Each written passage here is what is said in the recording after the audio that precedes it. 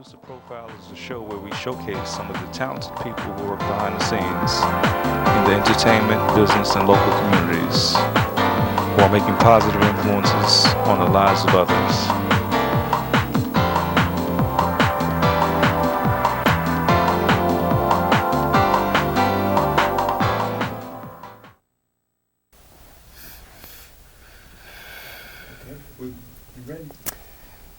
Welcome to Producer Profile. I'm Stella Winston. And I'm Orville Nelson. And you know, CBS has David Letterman. That's what I heard. ABC? Is it ABC has... Conan O'Brien? No. I think it's the other way around. NBC has David Letterman. Uh-huh. And CBS has David Letterman. CBS has David Letterman. CBS. He moved to CBS. He moved years to ago. CBS. Yeah. Years ago. Okay, and... He moved. But guess what? BCAT has Michael Pettersson, and he's our guest today. Yes, he is. All right. And welcome to the show, Michael Thank you Pettersson. for inviting me down here. Mm-hmm. But I don't know if I put myself in a class with major network people that get lots of money. Oh, the money part, is that it? Exactly. Well, we put you in that class because you have a lot of fun on your show. You do it live every Tuesday afternoon. And you have fun with your guests and with your sidekicks. Oh, yeah. That's what they do. They have fun. And with the crew, because I've worked on his show before. That's what I try to do basically with my show, is it's try to make it fun for everybody that's on the show, everybody that works on the show, In fact, last Tuesday I worked on your show, and I had a lot of fun on your show. I was on your show. Well, you want to hip the audience to some of this fun. Could we show a B-roll of your opening tape? Is that what we're going to see first? I guess so. I guess that's the first one we're running. All right, so let's see that. Let the audience at home have fun also. Okay, let's have some fun with Welcome Aboard.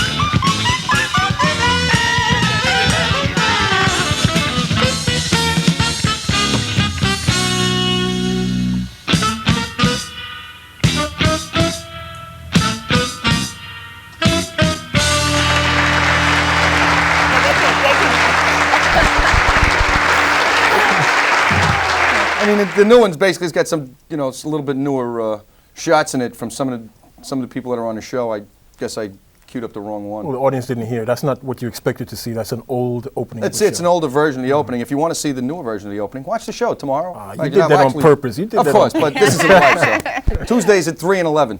All right. But you still look like you were having loads of fun. Yeah. Oh yeah. That's the whole point. That's the whole point. Is that community television needs to be community oriented, of course, and there's a lot of issues, shows, and that. But what I try to bring to my show is just that people can enjoy what they're doing, and make it a learning experience as well. I try to make it that with my show, and also, as you said, we had that show that we did about a week prior to when we're taping this, and a couple of things happened. Guests didn't show up, so it was, well, what do we do? Now, some people would just panic and they go crazy because we have to go live. But not Mike Pettersson. We just sat there and I dragged you out, and we just sat there and did a little interview. Oh, you were on the set? Yeah, I was on the set. He was interviewing me. I was interviewing him. And we had a lot of fun. Yeah. He did some crazy things with the camera. Right, you zoomed in on Bruce Friedman. The director? Yes, the director at the time. Sounds good. Had some fun. How long have you had Welcome Aboard? I started doing the show in January of '97. I started doing it actually in my apartment because at the time the studio wasn't open. Okay. And it was just something I always wanted to do, was like a talk show kind of a thing. As fun. And I had some video equipment in my house, so I said, I started out as a monthly, as everybody that comes down to BCAT wants to do. I wanted to go weekly right away. But they gave me a monthly, and I'm kind of glad I did, because you put the brakes on, all of a sudden you start to see how much work there is involved in putting together even a monthly show. But I started out in my apartment, a couple of friends of mine, just to get the feet wet, get a feel for what was going on. I'm curious about something. You said the studio was not open at that time. No. I didn't realize. I I thought was everything in- opened at one time. I was in one of the first studio classes. My class was in April of '97. So I was finished about May, and then I started. Then it took a little bit of time because you had to find some people to try to work with in that, and I wanted to get a few ideas together before I came into the studio to do anything. So I really didn't do my first show in here until September of '97. Now, you have regulars on your show. Did they start with you way back in the 90s? Well, when I did the show in my apartment, no, because it was in my apartment, so I really couldn't have any live music as far as that went. But when I came into the studio, my idea was to try to put together some kind of like a quasi late night feel, you know, more Fernwood Tonight, if you would, than, you know, Tonight Show, you know, kind of like a goof kind of a thing on a low budget. So I had to have my own musicians. You know, you have to have break music. So I have a couple of friends of mine who play in a very popular wedding band, and so they came down to play some music. And over the course of time, I've had a few different people that came on, and I had one guy, Keith Malley, who you saw in the introduction video. He doesn't really work with me anymore. He has some other projects that he's been working on, but we kind of... But Mike, I want to ask you, Yeah. we haven't said, we said Tuesdays, right? Right. Or did we say the time? And you come on a second day also. No, No. it's twice in the Twice same on day. Tuesday. Twice in 3 the in the afternoon and 11 at night. They replay it. It's live 3 in Yeah. the afternoon. Usually, when we're live, it's 3 in the afternoon. Yeah. And so far, you're the only live show regular. On a regular basis, for the most part, yeah. However, one producer that does work with me, Bernice Brooks, she has a musical show on. That's live live? performance. She's been starting to do more shows live. Stella, should we see another tape? Well, let's talk Well, about the next videotape. One of your regulars Danny is Martino. We're going to see a videotape of him. Can you set it up for us, please? Sure. There's another gentleman that was certified a while ago, Ray Reichenberg. He's a psychotherapist. And I had done a few shows with him, and Bruce Friedman, who helps me out on my show, has also helped out Ray on a number of occasions. And then through Ray, Bruce met Ray's brother-in-law, Danny. And so they got to know each other, and they got rather friendly, and Bruce and Danny did a few things together. And so then I met Danny, and he came on, helped us out with a few shows, and he's gotten to be quite a regular on the show, doing different characters, and we do a lot of comedy shtick, and it's a lot of fun. The next B-roll is kind of like a smattering of a few things that Danny's done. So let's see the B-roll. Let's see it. This could be dangerous. There could be flying stuff here.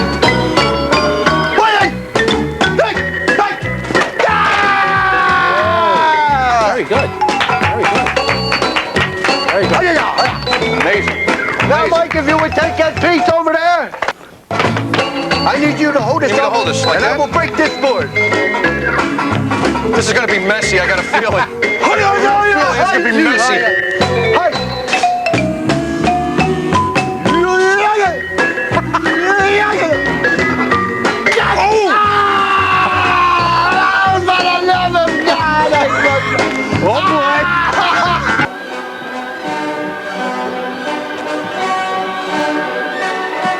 Hello, how are you? Very good. Okay.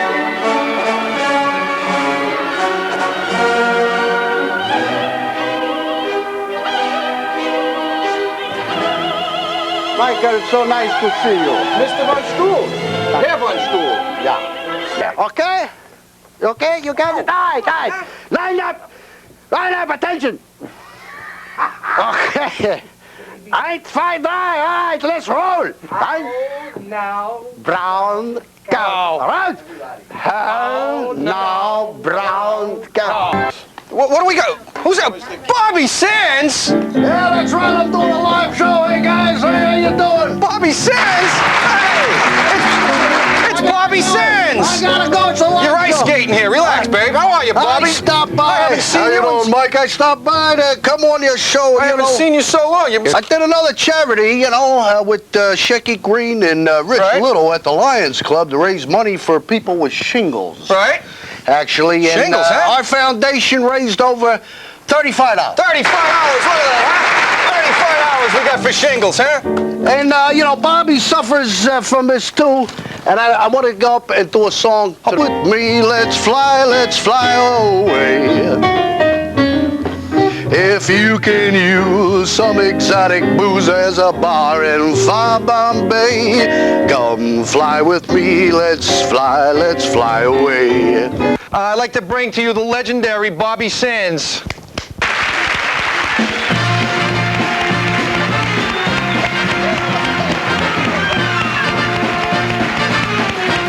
You want to ask her to bring it up in here now? It's not unusual to be loved by anyone. It's not unusual to have fun with anyone.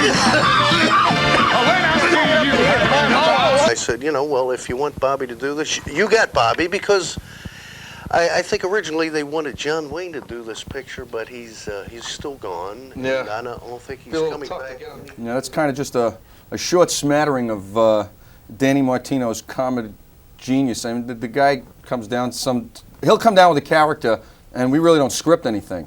You know, he'll just come down with an idea. Okay, this is what I'm going to do today, and then we just basically kind of just improv everything. You know, and I like that kind of spontaneity. You know, I've had some people say to me, "Why don't you try doing stand-up comedy?" But I'm not like a stand up and tell jokes kind of person in front of people. I like working with other people and feeding off them and just improvisation and spontaneity. That's the kind of thing that I enjoy doing, and that's what I like about doing the show, is especially doing it live, is, you know, it's not stop the button, let's go back and take that again. Now, do you get the ideas, or do you get together and you just discuss what he's going to do? Well, how's the creative process work with that? Danny's got a bunch of different characters that he does. As you saw on there, he did one character, Bobby Sands, twice. He usually comes down with an idea that day. And then you just go flow with it. Yeah. Okay. Because he'll come down with a character like, this is what my character is and this is what my character's about. And then we just go over, because he'll come down with props, or, you know, he does something strange or whatever, that he's from here or there, or, you know, he came up here because his uncle saw the show or whatever, and then we just improv with it. Now the music that he chooses. We were, while the clip was on, we were saying, it's not unusual. Oh, the Tom Jones. Is that cheese? Is it cheese? Is that cheese? Major cheese. He picks all his own music, which is good, because he's got the selection of that stuff. You know, it's like when he came out as the acting teacher, Otto, whatever his name was. You know, he's playing the what is it, the Valkyrie by Wagner. You know, it's the same music they were playing in Apocalypse Now when the helicopters are coming in. It's the same song. Oh yeah. You know. They just did a remake of Apocalypse. Yeah, I know they re-released that. Now, you also have musical guests on. How do you find your musical guests? How do you find other talent for your show? Well, in the introduction video, which shows a lot of different people that have been on the show or worked with me, friends of mine, there's a guy in there that, you know, he picks his nose and wipes it on the elevator. That's my friend Steven. That's, well, that's, people remembered. Oh my God, look at that. But that's my friend Steven, even Steven Levy, and he books acts in a place in the city called the Gaslight, which is on 9th Avenue, 14th Street, and mostly, I'd say the majority of them are basically single duo acoustic acts. And Steven and I have been friends for a long time, and I trust his taste. He books the acts.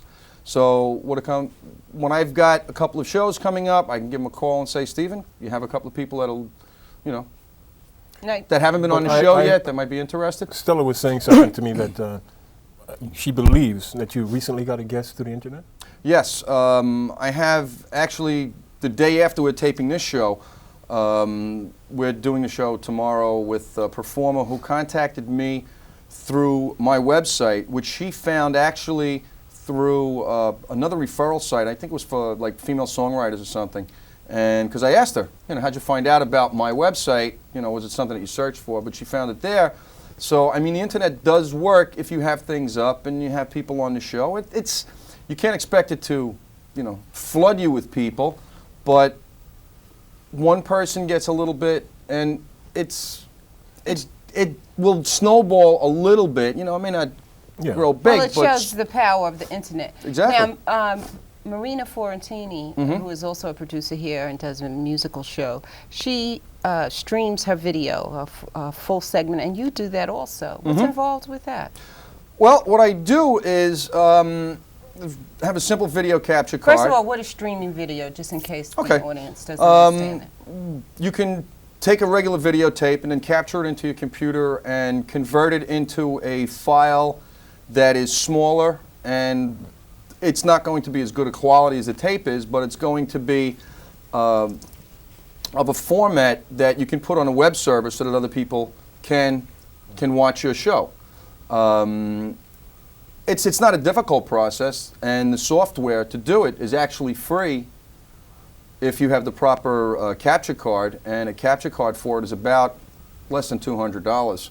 So the technology has come down a lot, and one of the reasons why I was very happy at the time, everything kind of meshed together when I first got started to do the show, because my whole thing was that I was looking at was the internet is really the avenue for the independent, so to speak. I can put my show up on my website in 3 different segments. Like I do the first segment, which is more or less like you'd say the comedy segment, where Danny comes out and we do our thing. And to get off of that for a second, I just wanted to say the reason I can break it up is because I watching shows as far as talk shows, I had to format my show a certain way. You know, I know I'm going from one thing to another, but it came to me, so I wanted to bring it up.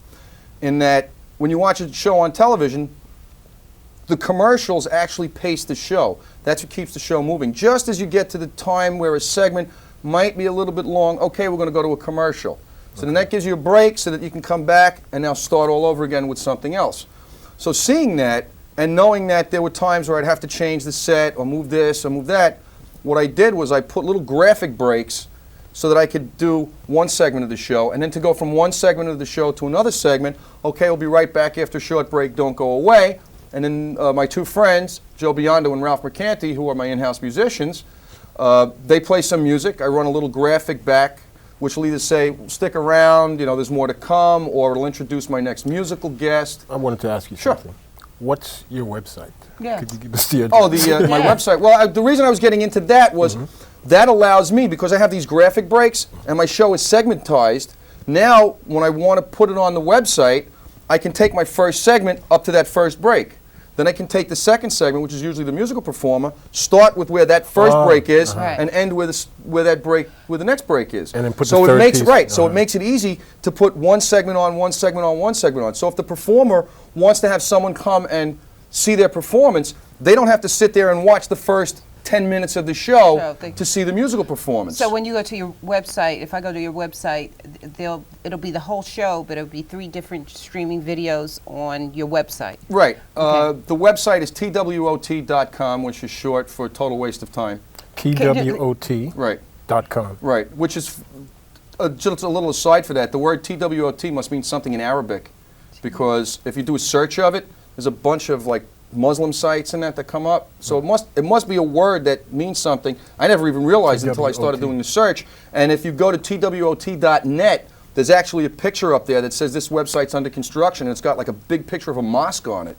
Okay. You know, so I'm figuring that, you know, without knowing it, that connection was made. So I get hits from all over the world on my website: Australia, New Zealand, Indonesia, Japan, all over the place. But I have a link on my website so that the real player opens up, and then what opens up is what's called an SMIL file, which is a streaming media. I forget exactly what the rest of it is. And what that allows you to do is I put up 3 different links. You can click on part 1, and then part 1 will play there. And if you wanted to go to part 2, you could click on part 2. Okay. But so I have that up there, as I said, and you know we have TWOT.com. Right. And we have another. Yes, we have a video of a musical guest, K-Story. K-Story was on the show in June, and she came down with another gentleman who was her partner, and her accompanies her on a second guitar. And it was funny because we were standing here, we didn't know if he was going to come, we didn't know if he was going to come. He walked in, it was 5 minutes to 3, and he was just cool as a cucumber, and we were like, okay, we didn't do a sound check or anything like that. It was like, yeah, okay. So the show started, and it was just, well, he's going to go up there and play acoustic guitar, and he went up there, and everything came out without a hitch. Oh, beautiful. Let's look at the videotape. Let's see that.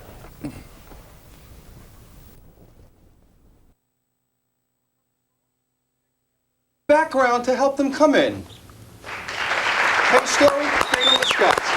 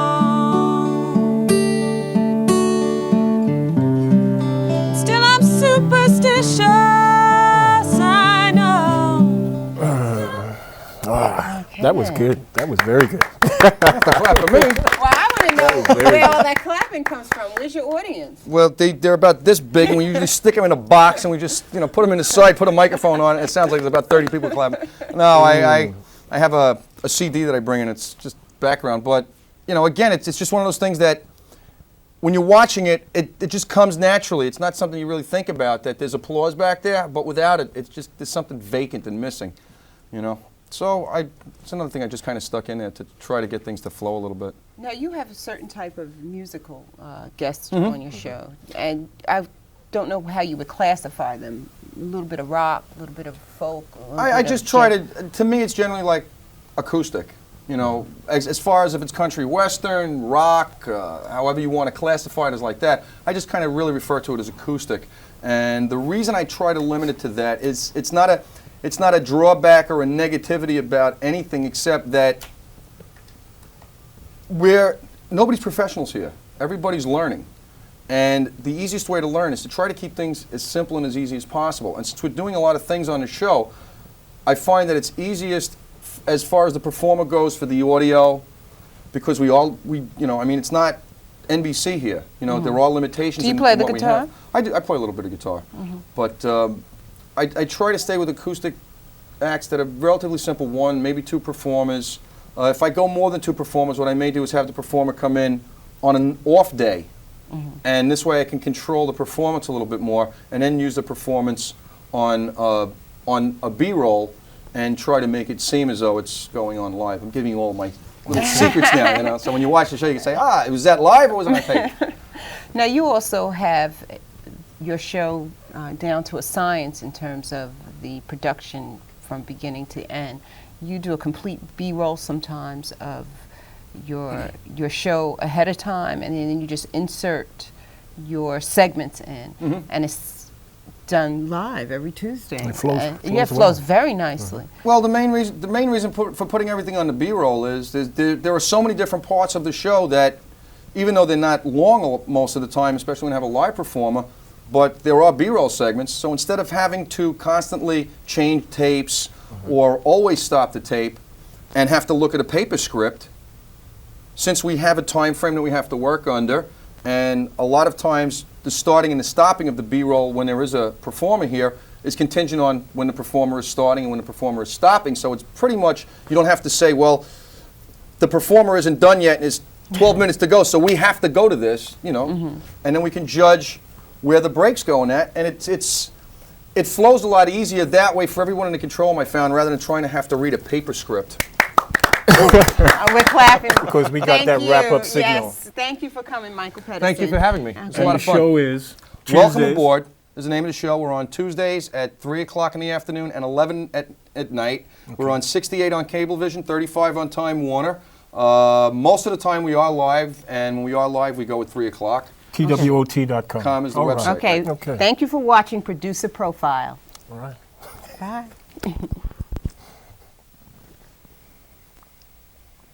Now, in terms of